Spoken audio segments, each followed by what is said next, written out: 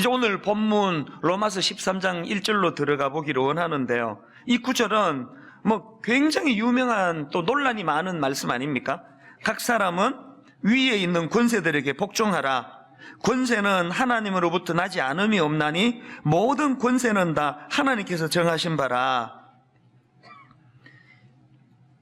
각 사람은 위에 있는 권세들에게 복종하라. 이 말씀이 뭐 얼마나 오래 그 논란이 되는 그런 내용이고, 특히나 저는 그 80년대 초에 이제 대학을 다녔기 때문에요. 그 당시로 이제 그 신군부라 칭하던 군인들이 갑자기 등장해가지고 국민들의 민주화 열풍에 그 찬물을 끼얹고 군의주의적인 통치 이런 것들로 이제 극심하던 때 아닙니까? 그래서 이제 그때 제가 그 대학교 다닐 때 보면은 뭐 이게 자괴감 섞인 이야기죠. 이놈의 캠퍼스는 학생 반, 사복 경찰이 반이다. 그런 말이 될 정도로 막 얼마나 그 권위주의적인 통치가 극심했습니까? 그래서 분노도 많고 울분도 많고 그러던 시대인데요. 이제 간혹 이제 그 믿음 좋은 친구가 이제 이런 구절을 가지고 여기 봐라 13장 1절에 보니까 각 사람은 위에 있는 권세들에게 복종하라고 지금 나와 있지 않느냐. 그러니까 이 잘못된 권력도 하나님이 주신 거니까 복종해야 된다. 막 이런 식으로 이제 이야기하면은 막 너무 그 분노해가지고 이건 막 멱살잡이 직전까지 막 가면서 이제 토론하고 막 흥분하고 그랬던 기억이 있거든요. 이 구절 때문에 이게 의상한 친구들이 한둘이가 아니에요. 그래서 이런 것들을 경험했던 세대이기 때문에 저는 오늘 이 본문을 다루는 것 자체가 참 흥미롭고요. 또 그런가 하면은 이 말씀 듣는 성도님들이 이미 이제 이 말씀에 대하여 딱 이 두 편으로 나누어져서 그 자기 고정관념이 있는 상태로 말씀을 듣기 때문에 이 말씀을 이제 이 왜곡되게 받으면 어떡하나 그런 염려가 많은 것도 사실이에요. 그래서 저는 오늘 이 본문 말씀을 본격적으로 살펴보기 전에 꼭 드리고 싶은 그 전제 한 가지를 말씀을 드리고 싶은데요. 여러분, 성경은요, 이미 내 안에 굳어진 어떤 생각을 만들어 놓고 성경을 끌어다가 내 생각이 옳다는 것을 주장하기 위해서 읽는 게 성경이 아니에요. 이단이 나쁜 게 그런 거 아닙니까? 그 자기들이 추종하는 뭐 그 사람이 인간이든 누구든 관계없이 이제 그 이분은 오신 메시아다, 하나님이다 이렇게 설정을 해놓고 그거를 증명해 내려고 막 성경 여기저기를 끌어다가 갖다 붙이는 이게 전제가 잘못됐다는 거거든요. 성경은 그런 식으로 읽으면 안 됩니다. 그렇기 때문에 성경은 자기 읽고 싶은 것만 따서 읽고 또 암송하고 그것 좀 위험한 거예요. 성경에서 성경 읽을 때 참 중요한 건 그래서 전후 문맥입니다. 그 앞뒤를 쭉 보면서 어떤 정황에서 이런 말씀이 나왔는지 이걸 살펴야 되고요. 더 중요한 거는 성경 전체에 흐르는 관통하는 여기에 하나님의 메시지, 하나님의 뜻, 이 줄거리를 알고 읽는 게 중요해요. 그래서 여러분 그 교회에 그 신학이 없다. 그 진짜 위험한 교회예요. 그 설교자가 신학이 없다. 그러면 막 오늘은 이걸 강조했다가 다음 주는 저걸 강조했다가 이 맥락 없이 설교하면 그 위험한 거거든요. 이런 조크 들어보셨습니까? 어떤 그 청년이 하나 있는데 이 청년은 성경을 맥락을 따라 읽는 게 아니고 막 지 읽고 싶은 것만 딱딱 따서 읽는 그런 사람인데요. 그래서 이 아침에 일어나가지고 이제 오늘의 운세처럼 이 청년은 그냥 성경을 딱 펼쳐가지고 눈에 제일 먼저 들어오는 그 말씀이 하나님이 내게 주신 말씀이다.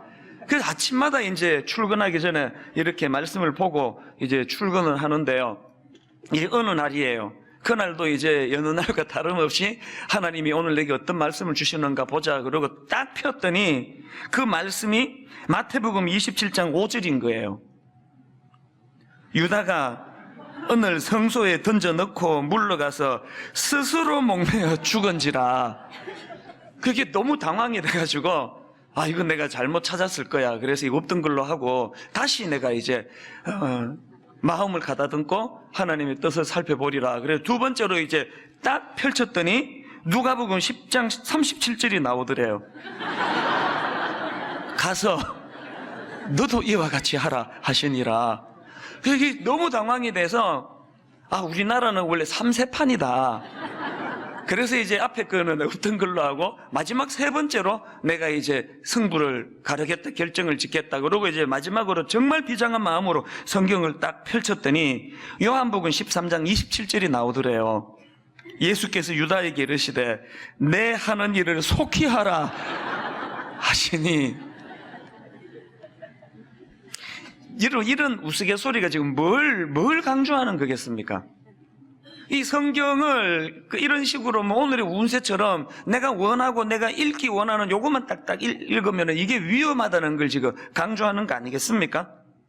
오늘 본문 말씀도 마찬가지예요.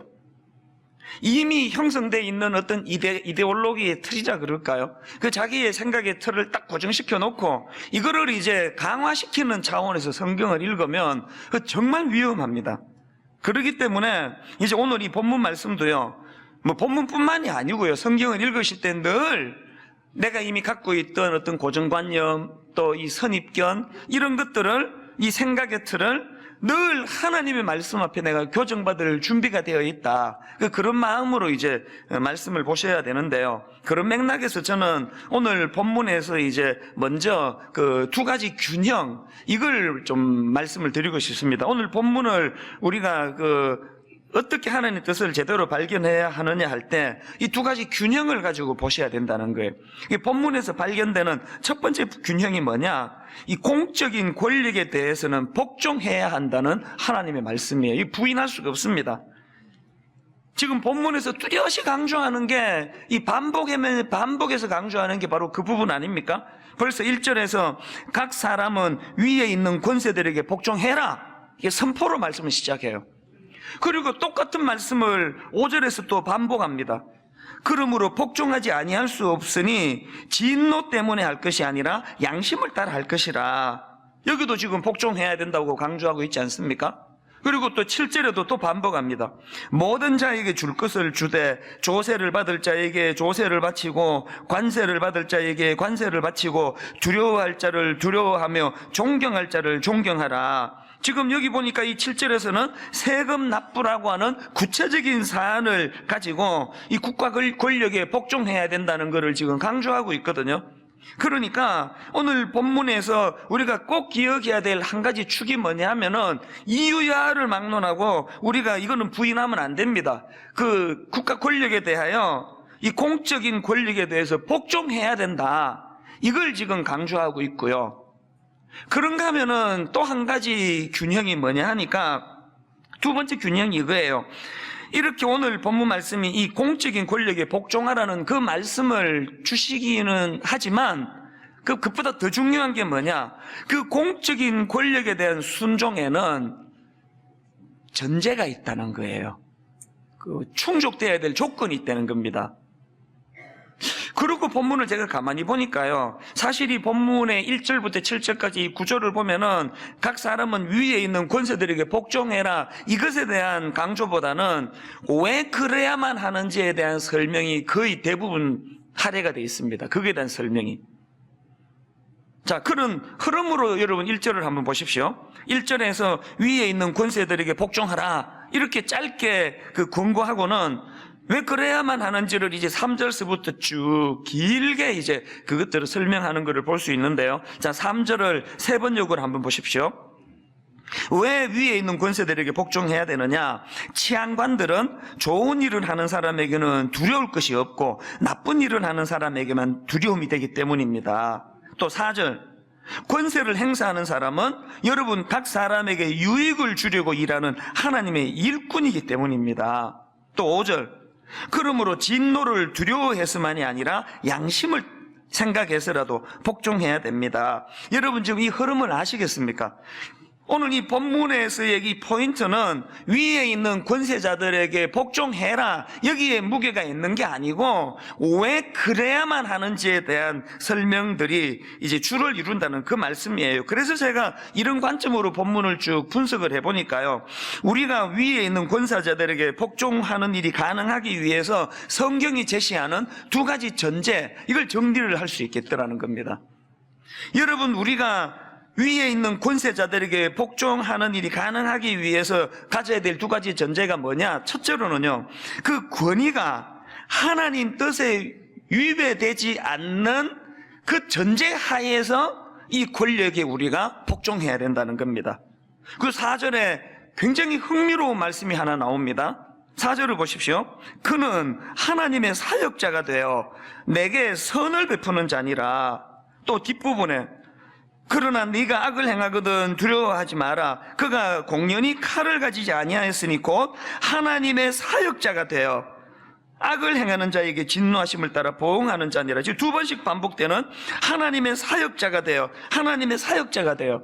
이게 지금 그 목사가 이래야 된다는 설명이 아니고요, 국가 권력자를 설명하면서 나온 이야기예요.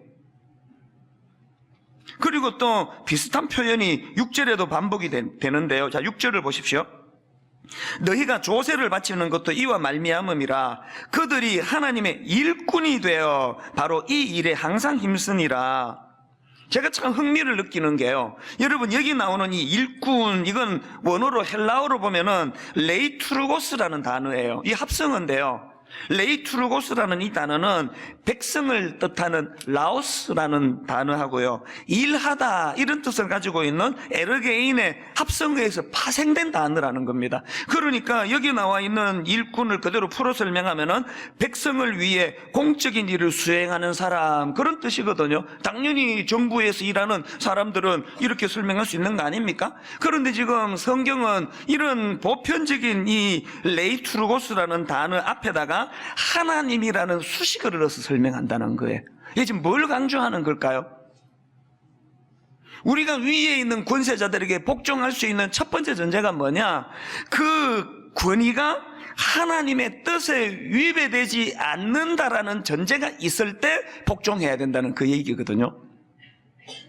숭실대 권영경 교수님이 쓴 책에 보니까요, 아주 굉장히 좋은 인사이트 하나를 제가 발견했는데요, 오늘 본문 1절부터 7절까지 짧은 말씀 안에서 이 가르라는 접속사가 무려 7번 나온다는 거예요. 이 가르라는 접속사 좀 귀에 익지 않으십니까? 우리말로 왜냐하면 이런 뜻의 그 접속사거든요. 지금 여러분 1절부터 7절까지 해서 왜냐하면 이게 7번 나온다는 게 뭘 의미하겠습니까? 지금 위에 있는 권세자들에게 복종하라는 게 포인트가 아니고 그래야만 하는 이유를 설명하는데 주안점을 둔 게 오늘 본문이라는 뜻 아닙니까? 자, 그런 각도로 1절을 한번 보십시오. 원어 그대로 제가 그 접속사를 넣어서 읽어보겠습니다. 각 사람은 위에 있는 권세들에게 복종하라. 왜냐하면 권세는 하나님으로부터 나지 않음이 없나니 모든 권세는 다 하나님께서 정하신 바라.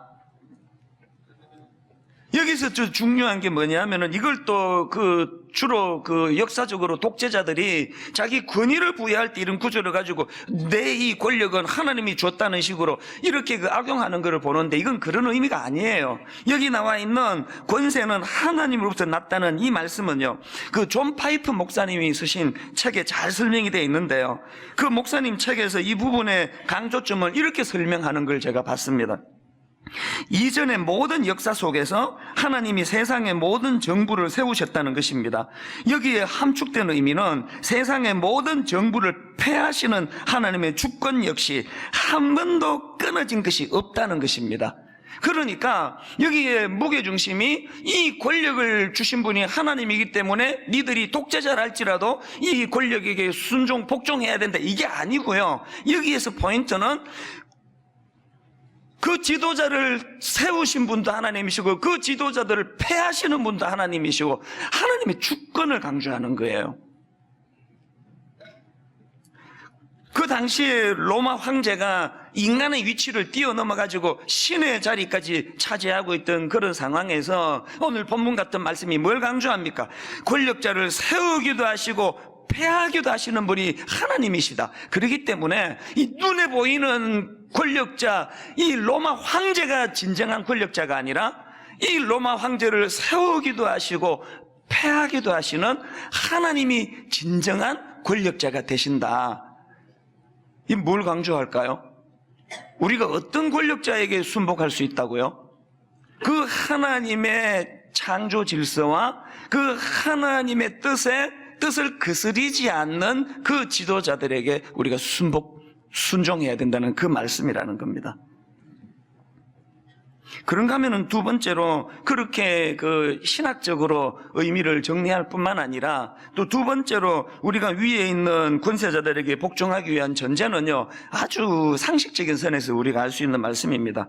우리가 어떤 권위 또 권력 앞에 우리가 복종해야 되느냐, 그 권위가 선은 보호해주고 악은 제동을 걸고 막아주는 이런 순기능을 행사하는 선한 권위여야 그 권위 앞에 복종할 수 있다는 것입니다.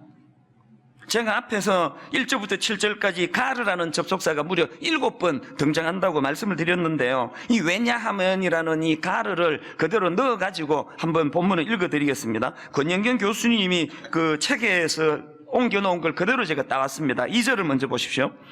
거스르는 자들은 분명 심판을 받게 될 것입니다. 왜냐하면 통치자들은 선한 일에 대해서가 아니라 악한 일에 대해 두려움이 되기 때문입니다. 뭘 의미하는지 아시겠죠? 어떤 권력 앞에 우리가 복종을 해야 된다고요? 선한 일은 부추겨주고 악한 것들은 제동을 그고 가로막는, 또 3절도 보십시오. 하반절부터 보니까 선을 행하십시오. 그러면 권력으로부터 칭찬을 받을 것입니다. 왜냐하면 그는 하나님의 일꾼이 되어 당신이 선을 행하도록 만들기 때문입니다. 4절도 보십시오. 그러나 당신이 악을 행한다면 두려워하십시오. 왜냐하면 그가 공연히 칼을 가진 것이 아니기 때문입니다. 왜냐하면 그는 하나님의 사자로서 악을 행하는 자에게 보응하여 진노를 집행하는 자이기 때문입니다. 지금 여러분, 이 오늘 본문 말씀 전체가 이제 이 위에 있는 권세자들에게 복종하라는 이 말씀의 의미가 그가 나치 정권이든 그게 무슨 군부 독재든 이유야를 막론하고 무조건 기계적으로 순복해야 된다는 뜻이 아니라 이 두 가지 전제가 뭐라 그랬습니까? 그 하나님의 뜻과 질서를 파괴하지 않는 권력자, 또 상식적인 선 안에서 선은 부추겨주고 선은 보호해주고 악은 가로막고 붙잡고 힘을 행사할 수 있는 이런 순기능적인 권력, 이 전제가 있을 때 우리는 그 권력에 복종을 해야 된다는, 그걸 지금 계속 강조하고 있는 거거든요. 그리고 아까 제가 말씀드렸잖아요. 성경은 전체적인 맥락으로 읽어야 된다고요. 지금 이 13장 1절 바로 앞에 있는 12장 맨 마지막에 나오는 21절에 어떤 전제가 있습니까? 악에게 지지 말고 선으로 악을 이기라. 또 그 앞에 9절, 사랑에는 거짓이 없나니 악을 미워하고 선에 속하라. 이 전제 아래에서 권위자들에게 복종을 해라. 여러분, 제가 오늘 말씀 시작을 왜 8단어라는 책에 나오는 그 설명이요, 동의되지 않는 권위에 굴복하지 말고 불합리한 권위에 복종하지 말자, 이 전제를 제가 시작하고 말씀을 시작했겠습니까?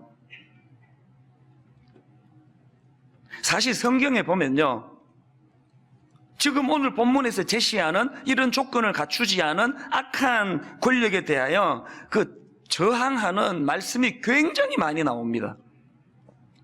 자, 예를 들어서 그 대표적인 말씀이 출애굽기 1장 15절 16절 말씀인데요.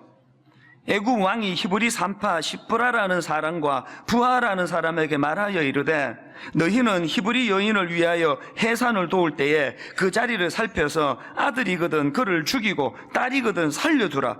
지금 누가 이런 명령을 내립니까? 그 당시 최고 권력자 애굽 왕 바로가 내린 명령이에요. 이 명령을 히브리 산파들이 복종하지 않습니다.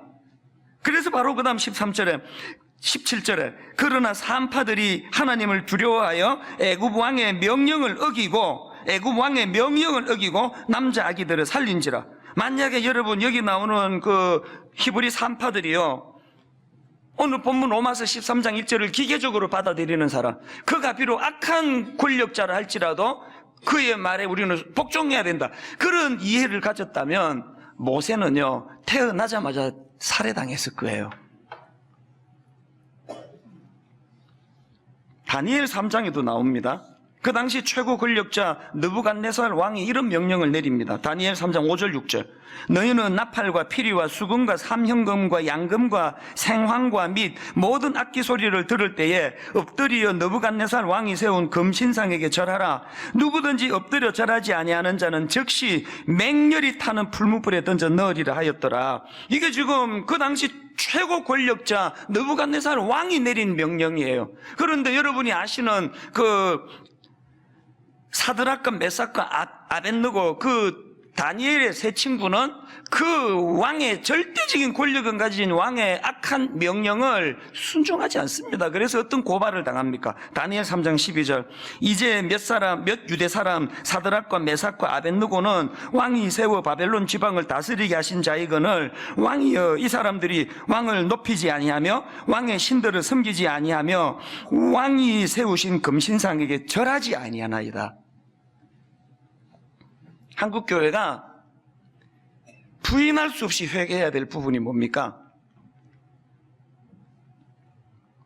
독재가 국민들을 억압하던 그 시대에 사드락과 메삭과 아벳느고와 같은 시각을 가지고 그렇게 하나님의 말씀을 가지고 저항하는 일을 하지 않았고, 마치 아무리 군부 독재 악한 권력이라 할지라도 13장 1절에서 무조건 거기에 복종해야 되는 것처럼 이런 식으로 설교한 설교가 생각보다 너무 많았다는 걸 우리는 회개해야 돼요. 그거는 악한 권력을 하나님의 말씀으로 호도하여 보호해 주는 결과밖에 더 되는 겁니까?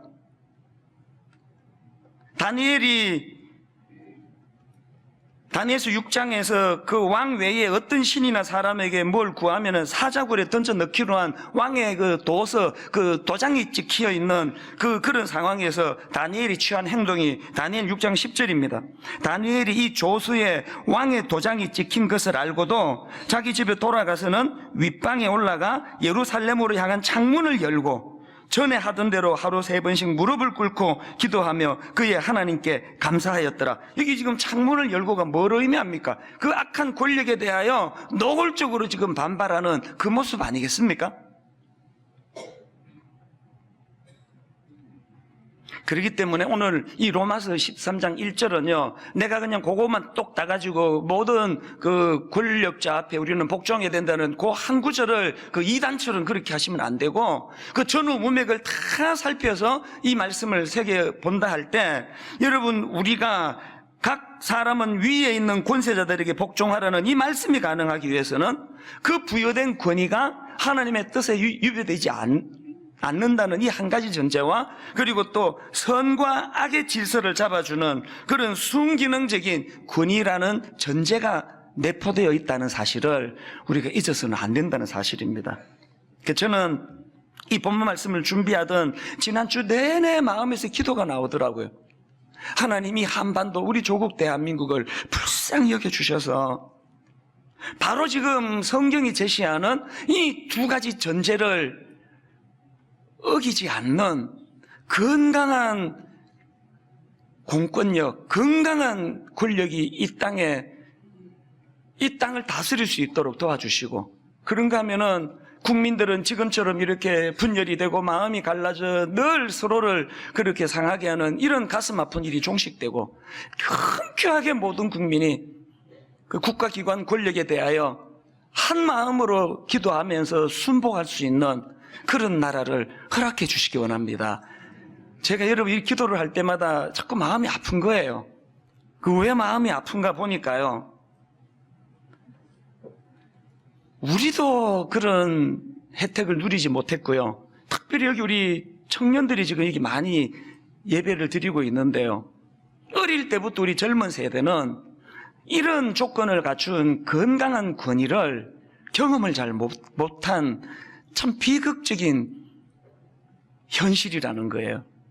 제가 오늘 글에 보니까요, 오늘 본문 1절에서 나오는 이 말씀이요, 각 사람은 위에 있는 권세들에게 복종하라, 이거를 설명하면서 여기에 지금 권세들이라는 복수를 사용한 것에 어떤 의미를 두는가 하니까, 이게 지금 국가적인 차원에서의 권력뿐만이 아니고 다양한 여러 권위들의 대한 것들을 염두에 두고 표현한 것이다. 뭐 글쎄 그게 뭐 얼마나 정확한 건지는 모르지만 맥락적으로는 저도 동의가 돼요. 이게 무슨 말씀이냐? 여러분 지금 에베소서 5장 21절 아시지 않습니까? 그리스도를 경외함으로 피차 복종하라. 그리고는 22절에서 아내들이여 자기 남편에게 복종하기를 죽게 하듯 하라. 이 말씀을 가지고 얼마나 여러분 그 수많은 남편들이 이 말씀을 잘못 갖다 붙여 해석을 했냐고요. 봐라, 여자들은 조용해라. 여자들은 그 남편에게 지금 복종하라 그러지 않았느냐? 입 다물으라. 내가 하는 일에 그 함부로 껴들지 마라. 이거는요 아주 악한 성경 해석이에요. 지금 이게 기계적으로 여자는 열등하고 남편은 우월하니까 그 남편 앞에 복종하라는 게 아니고 전제가 뭐예요? 죽게 하듯 하라. 남편이 남편으로서의 제대로 된 권위를 확보하기 위해서는 주님이 우리를 그렇게 두 가지 조건을 가지고 너무나 사랑으로 희생으로 우리를 그렇게 섬기고 다스리듯이 남편에게 이 권위가 살아나기 위해서는 이게 먼저 회복이 돼야 된다는 거예요. 아, 내가 왜 이 되면 이렇게 흥분을 하지? 에베소서 6장 1절도 마찬가지예요. 자녀들아 주 안에서 너희 부모에게 순종하라. 이것이 옳으니라. 여기에 주 안에서라는 말씀의 의미를 몇 주 전에 말씀드리지 않았습니까? 참 가슴 아프게도 우리 윗대 부모에게서도 우리는 그런 상처를 많이 받았고 우리 역시도 우리 자녀들에게 이 아이들이 어릴 때부터 건강한 리더십을 가정에서 발견했어야 되는데 우리 아버지는 그 권위주의에 쩔어가지고 우리를 그냥 숨을 못 쉬게 만드는 그런 아버지가 아니라 주님이 그렇게 건강한 리더십. 아버지는 항상 하나님의 뜻이라고 하는 이 범주 아래서 그리고 우리 아버지는 항상 선은 더 부추기고 악은 제동을 거는 이런 순기능적으로 우리를 지도해 오셨다. 이 어릴 때부터 가정 안에서 건강한 권위를 경험을 잘 못하다 보니까 온 나라가 지금 권위에 대한 알레르기 반응. 그래서 뭘 어떻게 국가 권력이 발표를 해도 안 믿는 거예요. 음모다 저거. 저 뭐 있다 저 뒤에. 이게 너무 마음이 아픈 거예요. 저는 그 모 항공사 그 오너들의 그 갑질이 왜 마음이 아픈지 아세요? 그 항공사 직원이 그런 일을 당한 내가 당한 것도 아닌데 모든 국민이 거기에 분노하는 이유가 뭐냐면 자기가 그 항공사에는 안 다니지만 자기가 다니는 직장에서 자기가 만난 그 권위자들에게서 이런 비슷한 갑질을 너무 많이 당했기 때문에 울분이 같이 생기는 거예요. 이게 슬픈 나라예요, 이게. 이런 점에서 저는 오늘 본문을 가지고 우리 모두가 다 저뿐만이 아니라 정말 오늘 이 본문을 마음에 두고 몇 가지 참 눈물로 기도해야 되는 기도 제목이 있다고 보는데요. 첫째가 뭐냐? 우리 가정에서 여러분, 우리 가정에서 우리 자녀들이 어릴 때부터 부모로부터 건강한 리더십을 맛볼 수 있도록. 말 막히면은 너 왜 이렇게 버릇이 없어? 니하고 나하고 몇 살 차이 나는지 알아? 39살 차이나 임마. 지난주에서 우리 집에서 나왔던 얘기예요. 근데 우리 아들한테 참 내가 부끄럽게 회개합니다. 그 아들은 납득이 안 되는데 그 권위를 가지고 누르려고 하니까 이게 나쁜 리더십. 그래서 그 아이들이 우리 아빠는 그런 식으로 권위주의로 나를 누르지 않고 하나님의 뜻이라고 하는 이 한 조건하고 또 악은 억제하시고 선은 부축해 주시는 그런 건강한 리더십으로 우리를 다스린다고 하는 이게 우리 자녀들에게 어릴 때부터 가정 안에서 회복되기를 여러분 우리가 기도하면서 우리의 생각을 바꾸셔야 돼요. 그런가 하면 두 번째 기도 제목이 뭐예요? 교회 안에서 이런 건강한 리더십이 회복이 돼야 된다는 거예요. 제가 목회를 하면서 마음이 슬픈 게 그거예요. 성도들은 목회자를 믿지 않는 거예요. 제가 저렇게 설교할 때 무슨 꿍꿍이야 저게. 도대체 이 교회는 내가 믿을 수가 없단 말이야. 그거 왜 그렇습니까? 우리가 어릴 때 어릴 때뿐입니까? 지금은 안 그렇습니까?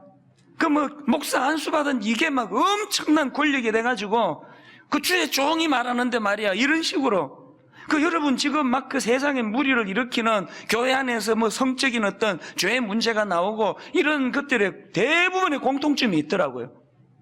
그렇게 그 여성도에게 악한 짓을 저지를 때 꼭 갖다 붙이는 게 주의 종으로서의 권위를 가지고 접근하는 거예요.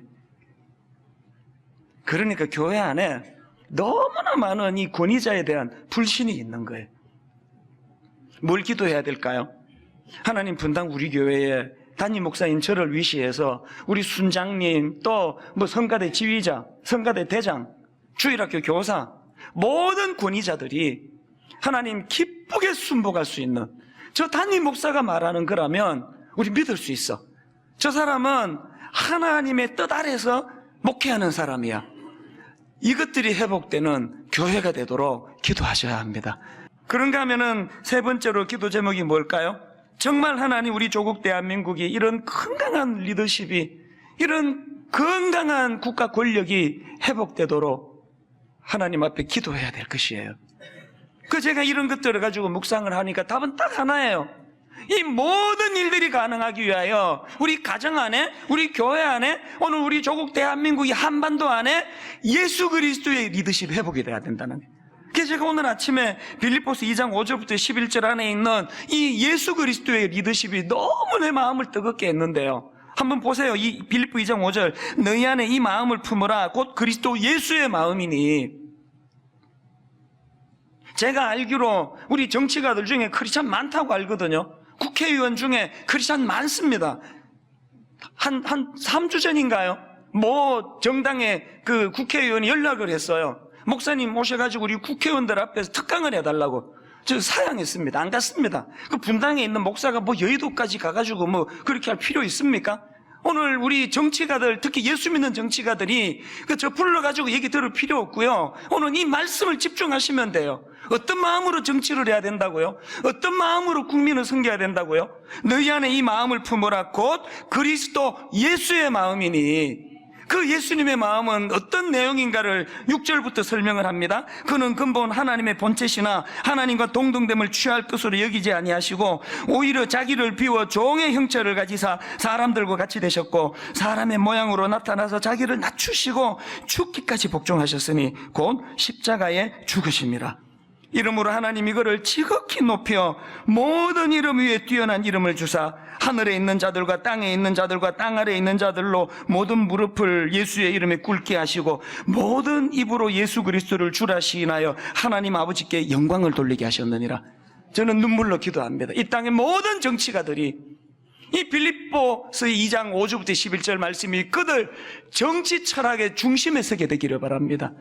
자기는 끝없이 낮아지고 끝없이 희생하고 상처 많은 이 시대 국민들을 한없이 존중하며 주인처럼 높여드리는 그 정신은 예수 그리스도의 십자가 정신에서 나온다는 사실. 오늘 이것을 놓고 목사인 저부터 다시 한번 저를 돌아보고 각각 크고 작은 리더십들이, 권위자들이 하나님 말씀 앞에 순복하게 될 때에 진정한 로마서 13장 1절 말씀이 구현된 줄로 믿습니다. 이런 나라가 되기를 기도하는 저와 여러분 되시기를 바랍니다.